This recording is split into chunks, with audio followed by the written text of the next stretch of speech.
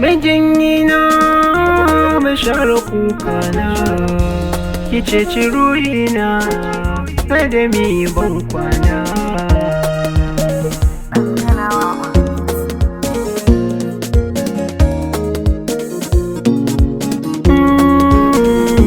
Ki ce majanyin zuciyata, rayuwata sai da ke, masoya mun baiwar rata tunda mun sabu da ke.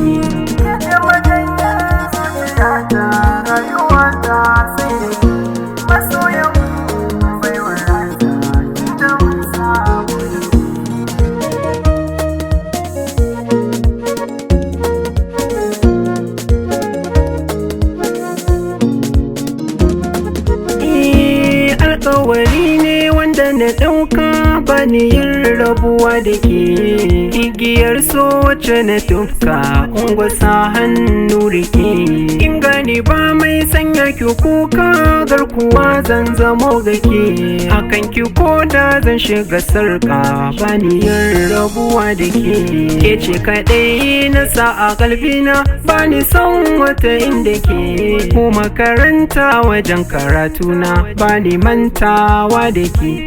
In zan yi labari da abokaina dole zan sanyo da ke, farin cikin rayuwa dare rana biyi taɗi da ni da ke.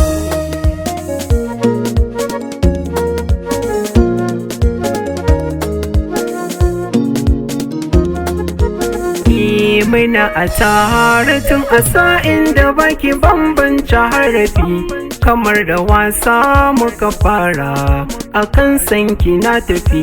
Da su karatu ne da nawa bai da aya ko wakafi, kwatankwacin guguwa ya zo min da komai na ya tafi. Ashe soyayya na sawa a haukace, kama da dashi ba a yi a gama ba cece kuce. Wa za ya ce min gidansu ba a zuwar maso kula fice, da ruwan dare zan kira so ya ba har gadon majinyaci.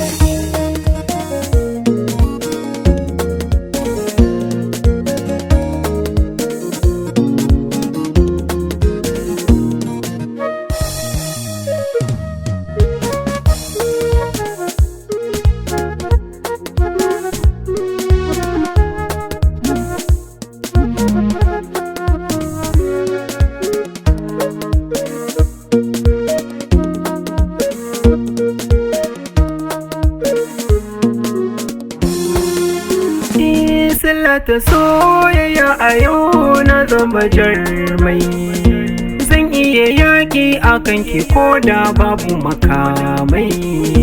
Zan kyale mulki ɗaukaka da dukkan mukamai, domin mu zauna na dinga tsara miki kalamai.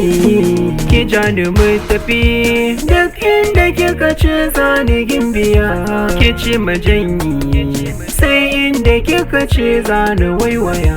Ina da rauni so ya shiga jini na da jijiya, in kin kula ni kin wanke damuwa ta zuciya.